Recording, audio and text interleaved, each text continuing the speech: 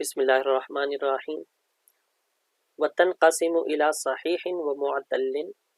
فالمعتل ما فيه حرف علت والصحيح بخلافه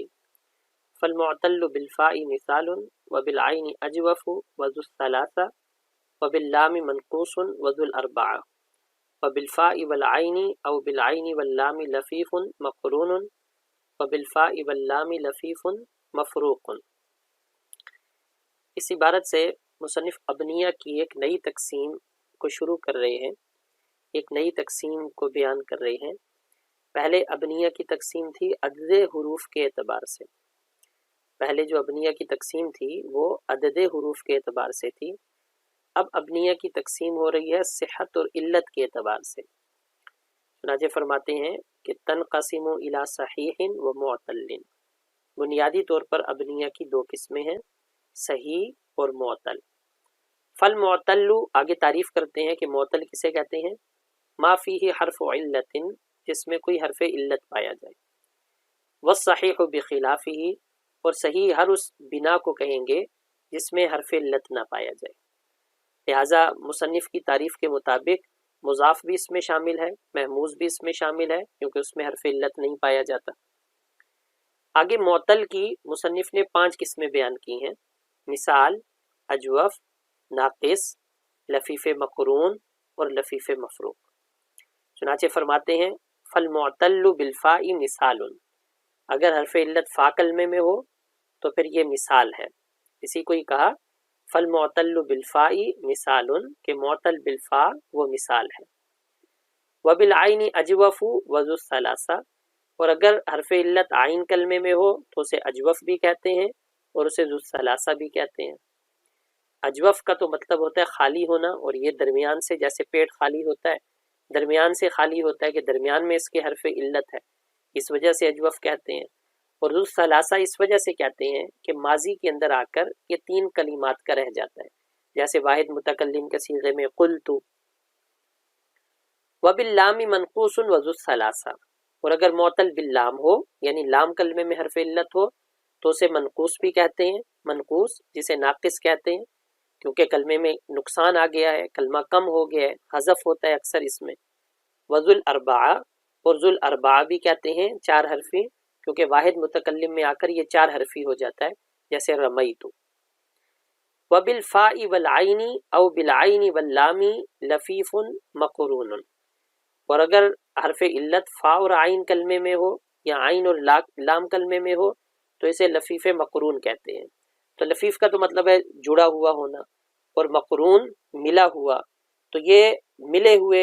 دونوں حرف علت آتے ہیں، اس وجہ سے ان کو لفیف مقرون کہتے ہیں کہ یہاں دونوں ملے ہوئے ہیں۔ وبالفاء واللام لفیف مفروق، اور اگر حرف علت فا اور لام کلمے میں ہو تو اسے لفیف مفروق کہتے ہیں، کیونکہ مفروق کا مطلب ہے جدا جدا ہونا، اور یہاں پر بھی حرف علت میں جدائی، 2 حروف علت میں جدائی پائی جا رہی ہے کہ ایک فا کلمے میں ہے اور ایک لام کلمے میں ہے۔ وللاسم الثلاثی المجرد 10 ابنیہ، اسم ثلاثی مجرد کی 10 ابنیہ ہیں۔ والقسمۃ تقتضی 12 سقط منها فعل وفعل استثقالا وجعل الدؤل منقولا والحبك ان ثبت فعلى تداخل اللغتين في حرفي الكلمة وهي فلس وفرس وكتف وعضد وحبر وعنب وإبل وقفل وسرد وعنق۔ اب یہاں سے ابنیہ کی کل اقسام کو بیان کرنے لگے ہیں۔ وللاسم الثلاثی المجرد 10 ابنیہ، پہلے بھی مصنف نے کہا تھا ثلاثی مجرد کی ابنیہ کا پہلے بھی بیان تھا، لیکن پہلے اصولی ابنیہ کا بیان تھا، یعنی وضع کے اعتبار سے ابنیہ یا ثلاثی ہیں یا رباعی ہیں یا خماسی ہیں۔ اب ہر ایک کی آگے کل ابنیہ کا ذکر ہے کہ اگر کوئی بنا ثلاثی ہے تو آگے پھر ثلاثی کی کل ابنیہ کتنی ہے، اگر رباعی ہے تو رباعی کی کتنی ہے، اگر خماسی ہے تو خماسی کی کتنی ہے۔ تو یہ اس میں فرق ہے کہ پہلے اصولی ابنیہ کا ذکر تھا، اب ہر ایک کی آگے مزید اور کل ابنیہ کا ذکر ہے۔ چنانچہ فرماتے ہیں کہ اسم ثلاثی مجرد کی 10 ابنیہ ہیں۔ والقسمت، اور قسمت، یہاں قسمت سے مراد ہے تقسیم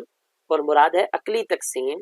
تقتضی 12، وہ 12 کا تقاضا کرتی ہے۔ 12 کا تقاضا کیسے کرتی ہے کہ مثلاً ثلاثی ہے تو 3 کلمے ہیں، ان میں لام کلمے کو تو چھوڑ دیں کیونکہ وہ محل اعراب ہے، وہ تو نحو کی جگہ ہے، پیچھے 2 کلمے رہ جاتے ہیں، فا کلمہ اور عین کلمہ۔ فا کلمے پر سکون نہیں آ سکتا کیونکہ ابتدا بھی سکون محال ہے، تو فا کلمے پر تو 3 ہی حرکتیں آ سکتی ہیں، یا زبر یا زیر یا پیش، تو 3 حالتیں ہو گئی فا کلمے کی، اور 4 حالتیں ہیں عین کلمے کی، زبر یعنی فتح، ضمہ، کسرہ اور سکون۔ تو 3 میں سے ہر حالت کو جب عین کلمے کی ہر حالت کے ساتھ ملایا تو کل 12 تقسیم حاصل ہوئی، لیکن ان 12 میں سے 2 ساقط ہو جاتی ہیں، چنانچہ فرمایا سقط منہا فعل و فعل استثقالا، کیونکہ یہ وزن بھاری ہیں اس وجہ سے یہ 2 وزن استعمال نہیں ہوتے، تو پیچھے 10 ابنیہ باقی رہ جاتی ہیں۔ وجعلت دؤل منقولا،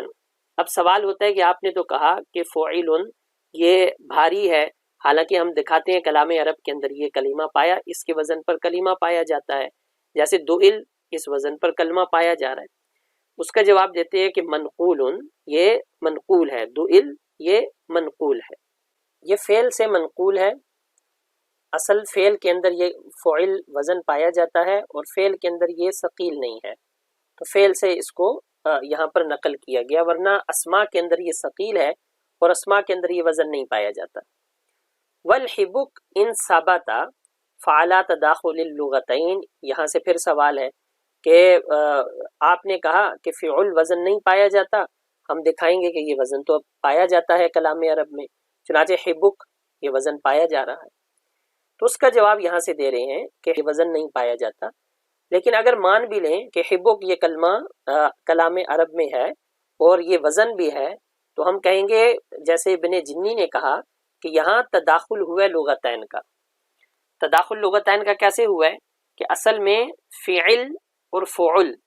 یہ 2 اس میں قراءات آتی ہیں، تو کہنے والا پہلے فعل قراءت کے مطابق حبک پڑھنے لگا، تو جب اس نے ہا پڑھا تو اس کے ذہن سے یہ قراءت نکل گئی، اور فعل کی قراءت آ گئی تو فوراً اس نے با کے اوپر ضمہ پڑھ دیا، اور سننے والے نے اس کو اسی طرح نقل کر دیا، تو اس طرح حبک ہو گیا۔ تو گویا یہ بھی ایک قسم کی غلطی ہے، اس کو بھی ایک قسم کی غلطی مان لیا جائے گا کہ یہاں تداخل لغتین ہوا ہے ایک ہی کلمے کے اندر، ورنہ یہ وزن اسموں کے اندر ثقیل ہے۔ اب پیچھے بات یہ رہ جاتی ہے کہ وہ کون سے 10 وزن ہیں، تو مصنف نے ان کی مثالیں دے کر ان 10 وزنوں کو بیان کیا ہے۔ فلسن فعل، فرسن فعل، کتف فاعل، حضد فعول، حبر فعل، عنب فعل، ابل فعل، قفل فعل، سرد فعل، اور عنق فعل۔